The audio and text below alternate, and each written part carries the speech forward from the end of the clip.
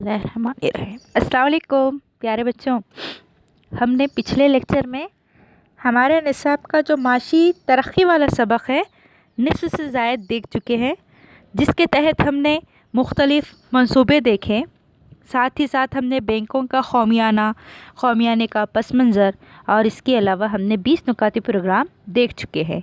आज इंशाल्लाह हमारे इस सबक को यानी माशी तरक्की को हम निसाबी एतबार से मुकम्मल कर लेंगे। तो आइए आज हम इस सबक के ज़रिए मज़दूरों के मसाइल से शुरुआत करते हैं। हाँ, तो हमने देखना है सबसे पहले मज़दूरों के मसाइल। 11 जुलाई 1851 को काविज दावर ने मुंबई में पहली कपड़ा मिल कायम की। बाद अज़ां दादर, प्रेयल, बैकला, सेवड़ी, प्रभात देवी और वर्ली में भी कपड़ा मिलें कायम की गई। देखिए यहाँ पर सबसे पहले 11 जुलाई 1851 को काविज दावर ने मुंबई में पहली मर्तबा कपड़ा मिल बनाई ताकि ज़्यादा से ज़्यादा मज़दूरों को रोज़गार मुहैया किया जाए। इस कामयाब कोशिश के बाद दादर, प्रेयल, बैकला, सेवड़ी, प्रभा देवी और वर्ली में भी कपड़ा मिलें कायम की जाने लगी। ये इलाका गिरन गाँव यानी मिलों का गांव कहलाया जाने लगा, क्योंकि यहाँ पर ज़्यादा से ज़्यादा मिल हुआ करती थी, इसीलिए इसे मिलों का गांव कहा जाने लगा। 80 की दहाई में मज़दूरों में बेचैनी और अदम इत्मीनान के लिए दीगर शोबों की माशी हालत ज़िम्मेदार थी। देखिए 1980 का ज़माना था। 1980, अभी आप सोच रहे होंगे 1851 में तो पहली मिल बनी थी, लेकिन इसके बाद धीरे धीरे कई और मिल तैयार हो चुकी थी, कई और मिलों की बुनियादें पड़ चुकी थी। तो इस तरह से जितने वसाइल होंगे उतने मसाइल भी हो सकते हैं। जैसे वसाइल होंगे, वसाइल के साथ साथ कहीं ना कहीं मसाइल भी हो सकते हैं। तो यहाँ पर 1980 का ज़माना था। मज़दूरों की गर्ज से, मज़दूरों की रोज़गार की गर्ज से, मज़दूरों के लिए आसानी की गर्ज से मिलें तो बनाई गई थी, लेकिन 1980 के जो मज़दूर थे मिलों में काम करने वाले, उनमें काफ़ी हद तक बेचैनी और अदम इत्मीनान पाया जाने लगा। उसकी वजह दिगर जो माशी शोबे थे वो उनकी हालत थी। कुछ सनतों में मज़दूरों की तनख्वाहों में इजाफा हो रहा था, उन्हें बोनस की रकम ज़्यादा मिलती थी, मिल मज़दूरों के मुकाबले उन्हें ज़्यादा सहूलतें थी। अब देखिए हुआ ये था, बेचैनी की वजह ये थी, अदम इत्मीनान की वजह ये थी कि कुछ और इदारे ऐसे थे या कुछ और शोबे ऐसे थे जहाँ पर काम करने वाले जो कारिंदे थे या जो मज़दूर या जो भी वहाँ के काम करने वाले लोग थे, उनको ज़्यादा से ज़्यादा तनख्वाह मिलती थी।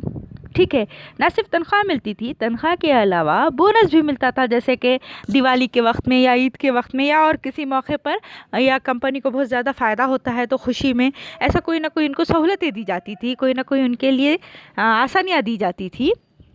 तो ये बातें देखकर, ये सब हालात देखकर मिल मज़दूर जो थे वो बहुत ज़्यादा परेशान हुआ करते थे, क्योंकि उनको दीगर शोबों के मुकाबले में ऐसी सहूलतें मैसर नहीं थी। आगे बढ़ते हैं हम। 1981 की दिवाली के मौके पर मिल मज़दूरों को 20% बोनस की तवक्को थी। देखिए 1981 का ज़माना आया, यहाँ पर जो मिल मज़दूर थे उनको जो है दिवाली के मौके पर, चूँकि आम तौर पर ख्याल रखा जाता है क्योंकि ये एक त्यौहार है, लिहाजा त्यौहार के वक्त में मज़दूरों को अमूमन बोनस की शक्ल में या काम करने वालों को अमूमन बोनस की शक्ल में कुछ रकम या कोई और सहूलत दी जाती है। तो यहाँ पर भी मज़दूरों को ये उम्मीद थी कि हमें भी यकीनन 20% का बोनस मिलेगा। मज़दूरों की नुमाइंदगी करने वाली तंजीम कौमी मिल मज़दूर संघ ने मिलकर मिल के मालिकान से समझौता करके, देखिए यहाँ पर जो एक तंजीम थी कौमी मिल मज़दूर संघ, उन्होंने क्या किया, ये तंजीम थी, उन्होंने क्या किया, मिल मालिकान से समझौता करके मिल मज़दूरों को एतबार में ना लेते हुए 8 से 17% पर मसालेहत कर ली। बोनस में तखफीफ अदम इत्मीनान की बुनियाद साबित हुई।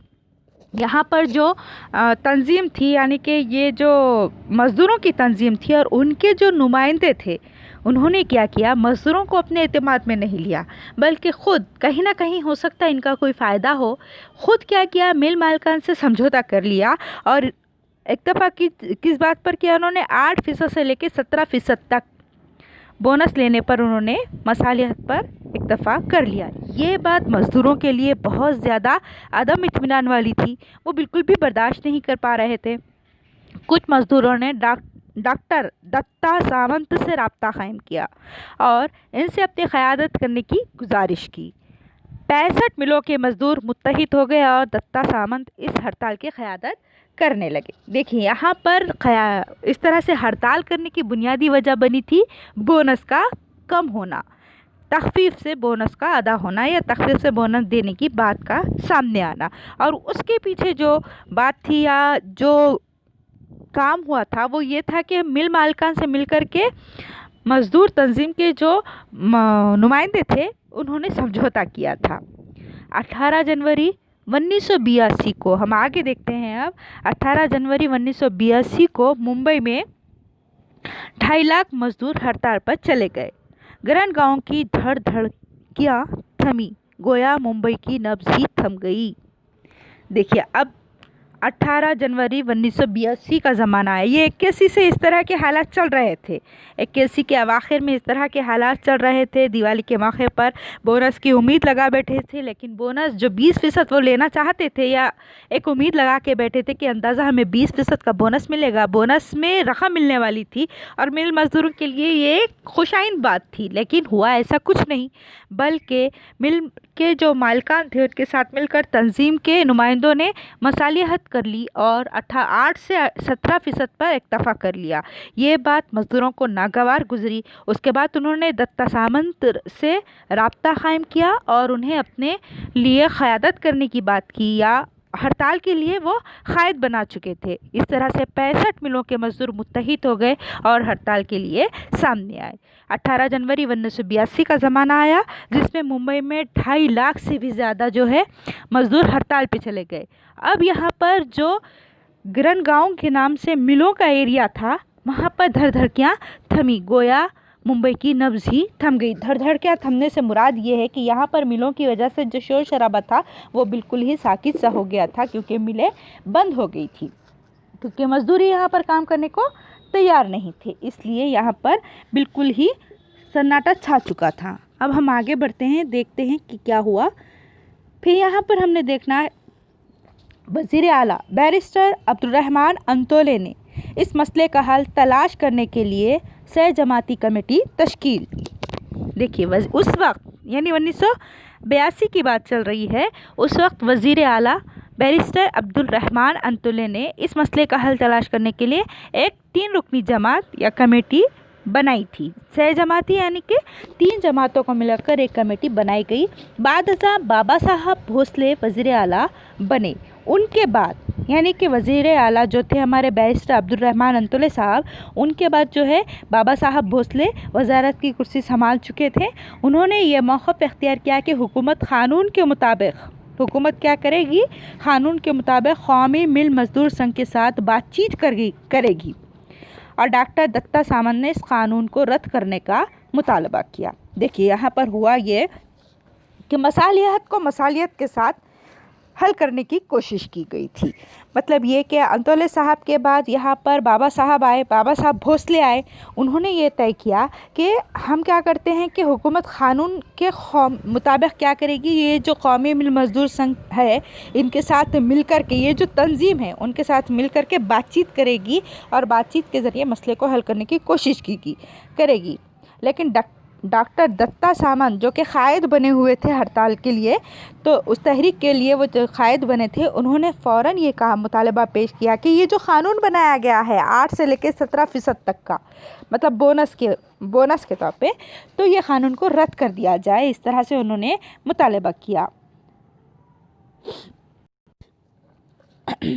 हड़ताल के इब्तिदाई दिनों में मज़दूरों को गाँव वालों की जानिब से मदद फराहम की गई। अब चूँकि वो हड़ताल पे जा चुके थे यानी मिलें बंद हो चुकी थी, कोई भी मज़दूर काम पर जाने राज़ी नहीं था, बल्कि वो एक प्लेटफॉर्म पर आ चुके थे हड़ताल की गर्ज से।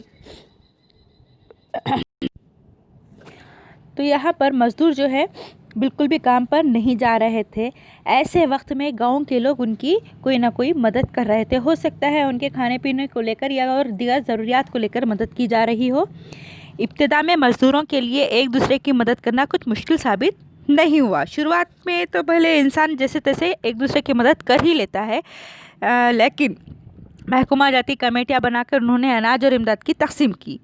बाएं बाजू ने हड़ताल की हिमायत की थी। हड़ताल तूल पकड़ती गई, जिसके पेश नज़र मजदूरों में फूट डालने की कोशिशें शुरू हो गई। बस मैं आपको एक बात समझाने की कोशिश करती हूँ। देखिए, यहाँ पर जब मार्च के महीने में हमारे पास लॉकडाउन लगा था, तो उस वक्त काफ़ी ऐसी तंजीमें, बल्कि कई ऐसे साहब हैसियत लोग सामने आए जिन्होंने हमदर्दी के नाते या इंसानियत के नाते उन्होंने क्या किया था, कई एक लोगों की मदद की थी। किसी ने माली मदद की थी, किसी ने अनाज वगैरह दे करके, किसी ने राशन किट दे करके मदद की थी, ताकि हम सब एक ही प्लेटफार्म पर है ये एहसास हो सके, या फिर हमें ये भी तकलीफ़ का एहसास ना हो कि हम बहुत परेशान हैं, क्योंकि अचानक से वो लॉकडाउन हो गया था और जो मज़दूर पेशा लोग थे वो बहुत ज़्यादा परेशान हो गए थे। लेकिन ये लॉकडाउन बढ़ता गया, बढ़ता गया, बढ़ता गया। दरमियान में रमज़ान, फिर ईद, इसके बाद भी कई और मसाइल ऐसे आते रहे। लोगों ने हत्तुल इम्कान अपनी तरफ से कोशिश की। ये एक अच्छी कोशिश थी, अल्लाह उन्हें अजर देगा इंशाल्लाह। लेकिन कुछ दिन के लिए राहत जैसे ही मिली, उसके बाद फिर से लॉकडाउन। मतलब क्या है, ये एक माहौल सा बन गया है लॉकडाउन वाला। तो इसमें सबसे ज़्यादा जो परेशानी हो रही है गरीब गुरबा की, जो रोज़ मज़दूर पेशा लोग थे, रोज़ सुबह जाकर शाम तक वापस आते अपने रोज़ी रोटी का इंतज़ाम करके, ऐसे लोगों को बहुत ज़्यादा दिक्कत और परेशानी का सामना करना पड़ा है। तो उसी तरह से यहाँ पर ये आम मिसाल बता रही हूँ आज के ज़माने की। तो इसी तरह से क्या है, उस ज़माने में जब हड़ताल हुई थी तो शुरुआत में लोगों ने एक दूसरे की मदद की थी, मज़दूरों ने भी एक दूसरे की मदद की थी, और ये उनके लिए बहुत ज़्यादा मुश्किल नहीं था, क्योंकि उन्हें ये अंदाज़ा नहीं था कि ये हड़ताल कब तक रहेगी। बस चंद दिन की बात उनको यूँ लगने लगा था, हमारे इस तरह से मिलें बंद करने से हुकूमत परेशान हो जाएगी और फौरी तौर पर हमारा मुतालबा मान लिया जाएगा, क्योंकि मील बंद होने पर एक मील नहीं थी, 65 मिलें थी। तो ऐसा मिलें बंद होने पर क्या होगा, बहुत ज़्यादा नुकसान हो जाएगा। इस तरह का नुकसान तो हुकूमत बर्दाश्त नहीं करेगी और ना ही मालिकान बर्दाश्त करेंगे। लिहाजा समझौता कर लिया जाएगा और हमारी मांगे पूरी कर ली जाएगी। लेकिन हुआ ऐसा कुछ नहीं, बल्कि ये हड़ताल तूल पकड़ती गई, यानी कि बढ़ती गई। अब इस हड़ताल को रोकने के लिए उनका मुतालबा तो सुनना या उनका मुतालबा मानना तो दूर, एक नई कोशिश की गई, साजिश की गई। वो क्या था, वो ये था कि इन मज़दूरों के दरमियान फूट डालने की कोशिश की गई। हड़ताल को 6 महीने मुकम्मल हो गए, मरकज़ी हुकूमत ने हड़ताल की जानिब कोई तवज्जो नहीं दी। मज़दूरों ने जेल भरो तहरीक शुरू कर दी। अब देखिए, यहाँ पर मामला बद से बदतर होता चला गया। 6 महीने मुसलसल हड़ताल चलती रही। घरों के चूल्हे बंद हो चुके थे, लेकिन उसके बावजूद उस वक्त की बेहिस हुकूमत को किसी तरह भी एहसास नहीं हुआ, ना ही उन्होंने कोई तवज्जो दी। अब यहाँ मामला मज़ीद बढ़ता गया और मज़दूरों ने जेल भरो तहरीक शुरू की, और सितंबर 1982 में 1.5 लाख मज़दूरों का मोर्चा महाराष्ट्र असेंबली पर पहुंचा, लेकिन कोई फ़ायदा नहीं हुआ। देखिए, यहाँ पर उनका ये एक मानना था कि भले हमें मार खानी पड़े, भले हमें जेल में जाना पड़े, हम तैयार हैं। लिहाजा सितंबर 1982 का ज़माना आया। हमने देखा जनवरी से ये मामला शुरू हो चुका था, अब हम सितंबर तक पहुँच चुके हैं। यहाँ पर 1.5 लाख से भी ज़्यादा मज़दूर अपना मोर्चा लेकर के असेंबली तक पहुँचे, लेकिन यहाँ पर भी कोई फ़ायदा नहीं हुआ, बल्कि इस हड़ताल को 1 साल पूरा हो गया था। इतने तवील अरसे तक चलने वाली ये पहली हड़ताल थी। सालों या 1 साल भी काफ़ी अरसा होता है हड़ताल रहना, यानी कि मज़दूरों के घरों के मामला तो बस वही जानते थे। हुकूमत को भी अच्छा खासा नुकसान हो रहा था मिलों की वजह से, मिलों के बंद रहने की वजह से मालकान को भी नुकसान हो रहा था, लेकिन वो उनकी ज़िद इस नुकसान की भरपाई के लिए बिल्कुल भी तैयार नहीं थी। इस अरसे में तकरीबन 1.5 लाख मज़दूर बेकार हो गए। ये तो होना ही था, क्योंकि मज़दूर अपनी रोज़ी रोटी को छोड़कर, यानी कि मिल के काम मज़दूरी को छोड़कर वो हड़ताल में शामिल हो चुके थे। अब न सिर्फ हड़ताल में शामिल थे, बल्कि और किसी जगह वो काम नहीं कर पा रहे थे। ठीक है, आगे बढ़ते हैं हम। कपड़े से ज़्यादा अहमियत पॉलिस्टर को हासिल होने की वजह से पहले ही मिलों के कपड़े की खपत पर इसके असरात मुरतब थे।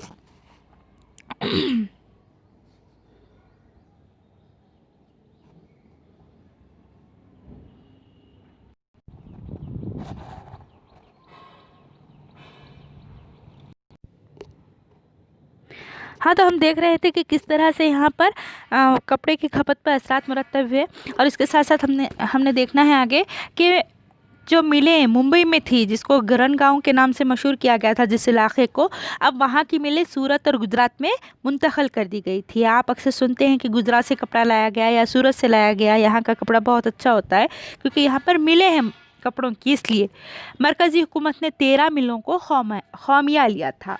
13 मिलों को एक के बाद एक शामिल कर लिया था, जोड़ लिया था एक दूसरे के साथ।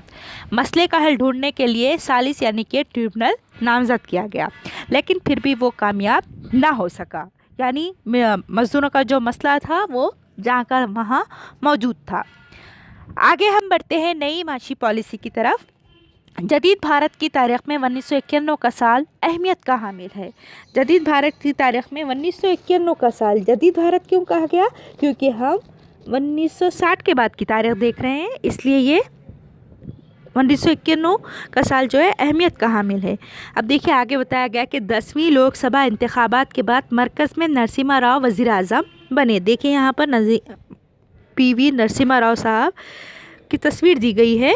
तो ये जो है 1991 के बाद जो 10वीं लोकसभा इंतखाबात हुए थे, इसमें वज़ीर आज़म के ओहदे पर आपको नामज़द किया गया था। उसके बाद उन्होंने क्या किया, वज़ीर आज़म की हैसियत से जब हल्फ उठाया, उसके बाद उन्होंने हमारे वज़ीर मालियात जो कि डॉक्टर मनमोहन सिंह थे, उनके साथ मिलकर उनकी माविनत से यानी कि उनकी मदद से भारत को जो भी मसला था माशी तौर पर, उसकी मईशत को आलमी मईशत से जोड़ने की हिकमत अमली अख्तियार की, ताकि ज़्यादा से ज़्यादा मईशत को बढ़ावा दिया जा सके और माशी मसाइल को हल करने की कोशिश की जा सके। इस काम के लिए माशी निज़ाम में बुनियादी नौइयत की तब्दीलियाँ की गई। माशी निज़ाम में बहुत सारी तब्दीलियों को किया गया। उन्होंने भारतीय मईशत को आलमी रफ्तार से हम आहंग कर लिया। भारतीय मईशत यानी कि भारत की जो मईशत थी, इकोनॉमिक कंडीशन जो थी, उसको ज़्यादा से ज़्यादा आगे बढ़ाने की कोशिश की गई। इस दौरान भारत के माशी हालत नाजुक हो चुकी थी। भारत खस्ता हाल हो चुका था, क्योंकि हम देखते हैं कि साल भर मिलें बंद रहना, ना सिर्फ ये एक मसला था बल्कि इसके साथ जुड़े कई और मसाइल थे जो मईशत पर असरअंदाज हो रहे थे, जिसकी वजह से भारत की मईशत कंगाल होने लगी थी। नरसिम्हा राव से कबल चंद्रशेखर की हुकूमत थी। उसकी इस हुकूमत के दौर में ज़र मुबादला की शरह 17% थी। जो शेयर्स होते हैं, उस वक्त ज़र मुबादला की जो शरह थी वो कितनी थी? 17% थी। बरामदात के लिए मतलूबा सिर्फ 1 हफ्ते का बैरूनी ज़र मुबादला हुकूमत के पास था। ज़र मुबादला पैसे का जो लेन देन होता है, उस तरह से यहाँ पर जो बरामद करने के लिए जो चीज़ें थी, मतलूबा सिर्फ 1 हफ्ते के लिए था, 1 हफ्ते तक का था। तो यहाँ गैर मुल्की क़र्ज़ों, देखिए हम आगे देखना है कि गैर मुल्की क़र्ज़ों और उनके सूद की अदायगी मुश्किल हो चुकी थी। यहाँ हुकूमत ने, हमारी हुकूमत ने, भारत हुकूमत ने क्या किया था? अपने मसाइल को हल करने के लिए, अपने अंदरूनी मसाइल को हल करने के लिए गैर मुल्की बैंकों से, गैर मुमालिक से क़र्ज़े लिए थे, बहुत ज़्यादा क़र्ज़े लिए थे। अब उन अखराज को या उन क़र्ज़ों को लौटाना मुश्किल हो रहा था। क़र्ज़ तो क़र्ज़, यहाँ पर सूद की अदायगी भी मुश्किल थी। मई 1991 में चंद्रशेखर के इक़्तिदार में हुकूमत ने कुछ सोना बेचकर और कुछ सोना रहन रख कर हालात पर काबू पाने की कोशिश की। 1991 का ज़माना इंतहाई बद से बदतर ज़माना समझा गया, क्योंकि यहाँ पर हुकूमत उस वक्त जो चंद्रशेखर साहब की हुकूमत थी, उन्होंने क्या किया? अपनी हुकूमत को बचाने के लिए, अपने मुल्क के हालात को काबू में लाने के लिए और क़र्ज़ों की अदायगी के लिए कुछ सोना क्या किया? उन्होंने बेच दिया और कुछ सोने को रहन रख कर उसके ज़रिए कुछ रकम को जोड़ जाड़ करके यहाँ पर हालात को काबू करने की कोशिश की। चंद्रशेखर से खबर विश्वनाथ प्रताप सिंह की हुकूमत ने तमाम किसानों का तकरीबन 10,000 करोड़ रुपए का क़र्ज़ माफ़ करके मुल्की मैशत पर भारी बोझ लाद दिया था। हम आए दिन देखते हैं किसानों का क़र्ज़ माफ़ कर दिया गया, किसानों का क़र्ज़ माफ़ कर दिया गया। तो इससे क्या होता है कि हमारी जो मुल्की मैशत है वो बहुत ज़्यादा मुतासिर होती है, मुल्की मैशत पर बोझ पड़ जाता है। तो यहाँ पर विश्वनाथ प्रताप सिंह ने भी क्या किया था? किसानों का तकरीबन 10,000 करोड़ का जो ख़र्च था वो माफ़ कर दिया, उसका ऐलान कर दिया, जिसकी वजह से मुल्की मैशत पर भारी बोझ पड़ा था और यहाँ पर मुल्क फिर एक बार बहुत ज़्यादा परेशान हो गया था। مرکزی اور ریاستی حکومتوں کے داخلی خرچوں کا تناسب قومی پیداوار کا تقریباً 55% تھا۔ اتنا زیادہ خرچہ ہو چکا تھا، تقریباً 55% حصہ ریاستی حکومت کے خرچوں کا تھا۔ 1980 سے 81 میں غیر ملکی خرچ $2,350 کروڑ تھا، 2,350 کروڑ تھا یا $2,350 کروڑ تھا۔ 1990 اور 91 میں یہ خرچ بڑھ کر، دیکھیے گا خرچ کس طرح سے بڑھ رہا ہے۔ 90-91 میں ہم نے دیکھا $2,350 کروڑ، جبکہ ہم دیکھتے ہیں یہ خرچ بڑھ کر کے 91 میں یہ خرچ بڑھ کر کے 8,380 ہو گیا، 8,380 یہاں پر کروڑ ڈالر بن گیا تھا۔ یعنی 1980-81 میں جب 2,350 تھا، وہی 10 سال کے اندر بڑھ کر کے 8,380 بن گیا تھا۔ یعنی یہ صرف معمولی خرچ نہیں ہے بلکہ کروڑوں کی اس کی لاگت ہے، کروڑوں کی مطلب اس میں خرچ کی نوعیت ہے۔ اس کے پس پشت عراق کے کویت پر حملے کی وجہ سے تیل کی قیمتوں میں اضافہ کار فرما تھا۔ بھارت کے لیے غیر ملکی قرضوں کی ادائیگی بہت مشکل تھی، یہ تو ظاہر سی بات ہے۔ بھارت بہت مشکل سے قرض ادا کر رہا تھا اور یہاں قرض صرف بڑھ رہا تھا، قرض گھٹنے کا کہیں نام لے ہی نہیں رہا تھا، اور درمیان میں جو مسائل آ رہے تھے اس کی وجہ سے قرض میں اضافہ ہوتا چلا جا رہا تھا۔ اب جیسے کئی مسائل میں سے ایک مسئلہ یہ ہے کہ جو غیر مقیم لوگ تھے، بھارت نے کیا کیا، غیر مقیم بھارتیوں نے اپنی جمع شدہ رقوم نکالنا شروع کر دی۔ غیر مقیم بھارتیوں نے مطلب جو یہاں پر لوگ تھے، انہوں نے کیا کیا، ان کو ڈر تھا کہ کہیں ہماری رقم یہاں ڈوب نہ جائے، اس لیے انہوں نے غیر مقیم بھارتی جو بھارت کے نہیں تھے، کہیں اور سے آ کر بھارت میں بسے ہوئے تھے، ایسے لوگوں نے کیا کیا، اپنی جو بھی جمع بینکوں میں رقم تھی اس کو نکال لیا اور اپنے جمع رقم کو محفوظ کرنا شروع کر لیا۔ چلیے ہم آگے بڑھتے ہیں تدابیر اور اقدامات کی طرف۔ ان حالات سے مقابلہ کرنے کے لیے نرسمہا راؤ نے ڈاکٹر منموہن سنگھ کو وزیر مالیات مقرر کیا۔ وزیر مالیات یعنی فائنانس منسٹر ان کو بنایا گیا۔ ڈاکٹر منموہن سنگھ نے خامیوں کی اصلاح کی، ٹھیک ہے، خامیوں کی اصلاح کر کے انہوں نے صورتحال میں تبدیلی لانے کا آغاز کر دیا۔ جو بھی یہاں پر پالیسیز تھے، یہاں پر جو بھی منصوبے بنائے گئے تھے، ان میں جو کچھ بھی نقص تھے، جو کچھ بھی خامیاں تھیں، اس کو درست کر کے انہوں نے نئے منصوبے بنانا شروع کر دیا یا تبدیلی لانا شروع کیا۔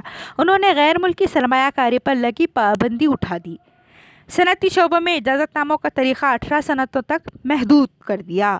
صنعتی شعبوں میں جو اجازت نامے تھے وہ صرف 18 تک محدود کر دیے گئے، 18 صنعتوں تک ہی محدود کر دیے گئے۔ عوامی صنعتوں میں بڑھتے نقصان اور صلاحیت کار پر توجہ دیتے ہوئے عوامی شعبوں کو نجی صنعتوں کے لیے کھول دیا۔ یہاں پر منموہن سنگھ نے اپنی دانش مندی کے ذریعے جو عوامی شعبے تھے انہیں کیا کیا، انہوں نے نجی صنعتوں کے لیے کھول دیا۔ شیئر بازار پر قابو پانے کے لیے 1992 میں سیبی یعنی کہ secretaries and exchange board of India قائم کیا۔ نیشنل اسٹاک ایکسچینج کو کمپیوٹرائز کیا۔ مندی کے سائے دور کرنے کو ترجیح دی۔ جتنی بھی مندی تھی یعنی جتنا بھی کاروبار ٹھپ پڑا ہوا تھا اس کو زیادہ سے زیادہ دور کرنے کی طرف انہوں نے توجہ دلائی۔ آگے ہم نے دیکھنا ہے منموہن سنگھ کی وزارت مالیات کے پہلے دور میں بھارت میں غیر ملکی سرمایہ کاری میں اضافہ ہوا۔ بھارت نے بینک آف انگلینڈ میں رہن رکھا سونا دوبارہ حاصل کر لیا۔ مطلب ایک بات ہمارے سمجھ آتی ہے کہ منموہن سنگھ جی نے اپنی دانش مندی کے ذریعے، اپنی ہوش مندی کے ذریعے دھیرے دھیرے ہی صحیح ایک اچھا قدم اٹھایا اور بہتر سے بہترین کرنے کی کوشش کی۔ اس کا ثبوت یہ رہا کہ غیر ملکی سرمایہ کاری میں اضافہ اور بھارت نے بینک آف انڈیا میں جو سونا رکھا گیا تھا رہن کی شکل میں اس کو حاصل کر لیا، واپس سے اس کو حاصل کر لیا۔ حکومت کو ملکی سرمایہ داروں اور متوسط طبقے کی حمایت حاصل ہوئی۔ حکومت نے مواصلاتی شعبے کا دروازہ کھول دیا۔ مواصلاتی شعبے یعنی کہ ٹیکنیکل جو شعبے ہوتے ہیں، ٹیکنیک کے جو شعبے ہوتے ہیں، کمپیوٹرائز کے جو شعبے ہوتے ہیں، ان کا دروازہ کھولنے سے مطلب جیسے ہمارے پاس یہاں پر آن لائن جو کام ہوتے ہیں اسی طرح سے یہاں پر آسانیاں پیدا کر دی گئی تھی مواصلات کے ذریعے، جس کی وجہ سے ملک بھر میں موبائل فون خدمات کا آغاز ہو گیا۔ कम्युनिकेशन के जो ज़राए थे वह आसान कर दिए गए। डॉक्टर मनमोहन सिंह ने आलमी तंजीम तिजारत WTO मतलब वर्ल्ड ट्रेड ऑर्गेनाइजेशन के माहदे पर दस्तखत करके निजकारी, तौसीकारी और आलमकारी की इब्तिदा की। याद रखना है आपको, तंजीम WTO के माहदे पर मनमोहन सिंह ने दस्तखत कर लिए और इस बात का उन्होंने सबूत दे दिया कि अब हम निजकारी, तौसीकारी और आलमकारी कर सकते हैं। आइए हम आगे बढ़ते हैं। वर्ल्ड ट्रेड ऑर्गेनाइजेशन यानी कि आलमी तंजीम। वर्ल्ड ट्रेड ऑर्गेनाइजेशन यानी आलमी तंजीम।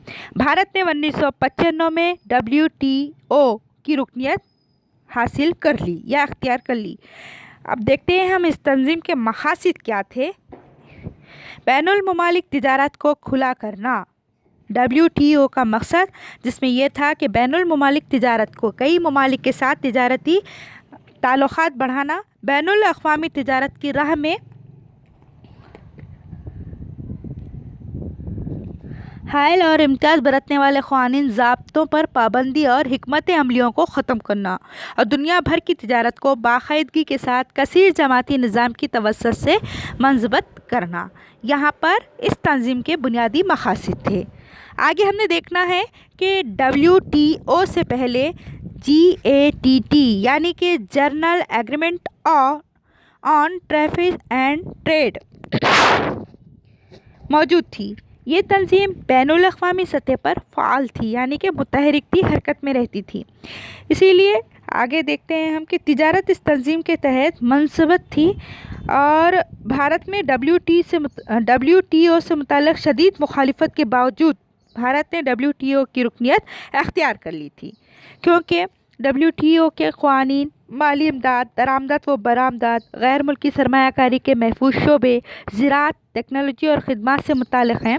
इस तंजीम की रुकनियत अख्तियार करने के बाद से भारत में देखिए, यहाँ पर जैसे ही भारत WTO का मेंबर बना या रुकन बना, उसके बाद भारत को काफ़ी फ़ायदा होने लगा या भारत के हालात काफ़ी हद तक बेहतर होने लगे। जिसमें से कुछ चीज़ें यहाँ पर बताने की कोशिश की है कि यहाँ पर तंजीम की रुकनियत के बाद भारत में बिजली, पानी, नक़ल व हमल, तालीम और सेहत के शोबों में तेज़ रफ्तारी से यहाँ कारोबारियत के एतबार से, कमर्शलाइजेशन के एतबार से यहाँ पर तरक्की होने लगी या कारोबारियत यहाँ की बढ़ने लगी थी। वर्ल्ड ट्रेड ऑर्गेनाइजेशन के मुख्तलिफ रिपोर्टों के मुताबिक भारत ने ख़त इफ़लास से नीचे ज़िंदगी गुजारने वाले अफराद की आबादी में कमी, अमवात इत्फाल की शरह में कमी, पीने के पानी, आलूदा पानी की निकासी जैसी सहूलियत की फराहमी के मामलात में काफ़ी तरक्की कर ली और यहाँ भारत धीरे धीरे तरक्की की राह पर आगे बढ़ता चला गया। फिर हम आगे देखते हैं, अगला और आखिरी पॉइंट है हमारा वर्ल्ड ट्रेड ऑर्गेनाइजेशन यानी WTO की राह पर भारत ने बाद जनूब एशियाई तिजारती तरजीहात माहिदा, जनूब एशियाई तिजारती तरजीहात माहिदा याद रखिएगा आप, जिसको हम SAPTA